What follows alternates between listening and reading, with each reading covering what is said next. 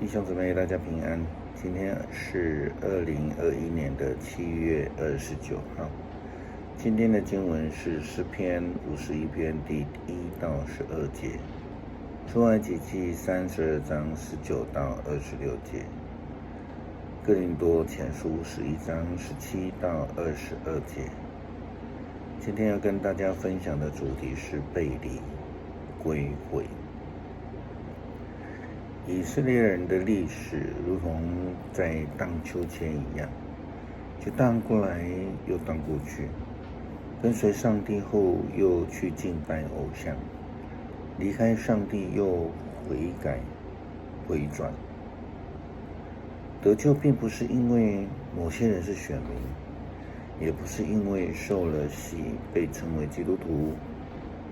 得救其实是一个人的人生旅程，从人们开始认罪悔改接受救恩开始，一路走向永生的道路，可能会走岔路，也可能会被石头绊倒。基督教信仰并不是拒绝犯罪的人，而是强调认罪悔改，不再犯罪，就是所谓的 sin no more。诗篇51篇是一篇非常美而有力的悔罪诗，是大卫所写的。其中特别有一段写到16节到17节，不在今天的范围里面。他说：你不喜欢祭物，若喜爱，我就献上。凡祭你也不喜悦。神所要的祭就是忧伤的灵。神啊，忧伤痛悔的心你必不看轻。这告诉我们，上帝所喜欢的是那种愿意认罪悔改的人。上帝并不在乎人们所献的是什么东西，因为上帝不需要也不缺乏这些人所献的。上帝所喜悦的是我们痛心悔改的心志，是真心的悔改，如同耶稣跟这个井边的撒玛利亚妇人所谈的敬拜上帝的事情一样。耶稣基督说，敬拜上帝要用心灵和诚实，悔改认罪也必须是诚心诚意的悔改。又如同保罗在罗马书12章第1到第2节所提到的，我们要献上自己成为活祭，并且明白上帝存良的旨意。上帝的救恩是这样子，正如同法利赛人在挑战耶稣的时候，耶稣告诉他们说的：无病的人用不着医生，有病的人才用得着。我本来不是召义人悔改，乃是召罪人悔改。马太福音第9章12节的记载。耶稣基督他来到这个世界上，他的目的是为了寻找犯罪或是有罪的人，因为我们知道犯罪不是什么大不了的事情。因为上帝来就是要寻找他们，给他们机会，让他们有悔改或是得到救恩的。其实这里面比较严重的问题，不是犯罪本身，而是犯了罪却不愿意悔改，却也不知道自己的罪。不但如此，还特别的骄傲，有些人就喜欢把责任推给其他的人。出埃及的以色列人因为等不及摩西的时间，而要求亚伦摩西的哥哥集资去做了一个金牛犊，并且宣称那是带领他们出埃及的这个神明。他们得罪了上帝。但是我们看到在整个的过程当中，上帝的仆人摩西是非常的爱以色列人的。他这样宣告说，凡是属上主的人都到我这边来。这是一个认罪的呼召，给他们机会，让背离的背离上帝的以色列人有机会归回到上帝的面前。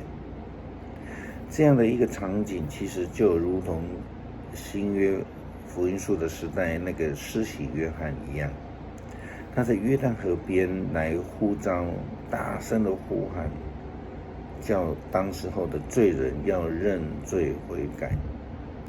那我们也知道，施洗约翰在当时就成了救恩的开路先锋，让当时候所有的罪人愿意站到救恩这一边。跟刚刚我们读过上帝的仆人摩西所宣告的一样，凡是属于上主的都归到我这边来。人为什么犯罪？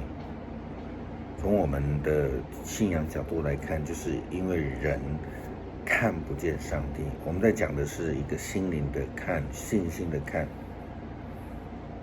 那因为呢，偶像很容易被看见，这也正是以色列为什么一再的离开上帝的原因。也如同一般传统民间宗教的人一样，他们一再的雕刻偶像，因为看得见，然后虽然他们知道那不是神，可是他们就说这是我们的神。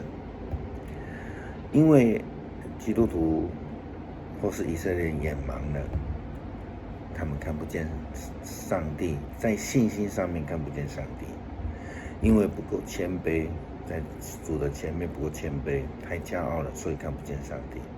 因为没有耐心等候，因为上帝回应人不一定是马上的，还有很多很多的原因。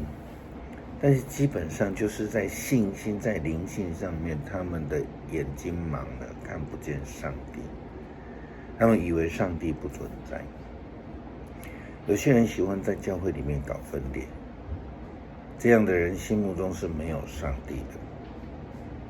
保罗跟这个哥林多教会的基督徒，他写信给他们，他提到了：第一，有人告诉我，你们在聚会的时候结党分派。我相信这话有一部分是真的。你们当中有分裂是不可避免的，这可以使人看出谁有正确的主张。你们聚集的时候不是为了守主的圣餐，守主的圣餐其实就是一个联合的意思。我们说的 Holy Communion 这是一个联合的意思，不是要分裂的所以其实我们看到保罗写给哥林多教会这个场景看起来是非常严重、非常有问题的，因为分裂不是上帝的旨意，和谐和爱才是。分裂还分党结派是得罪了上帝，犯了罪，这正是人们非常容易犯的问题。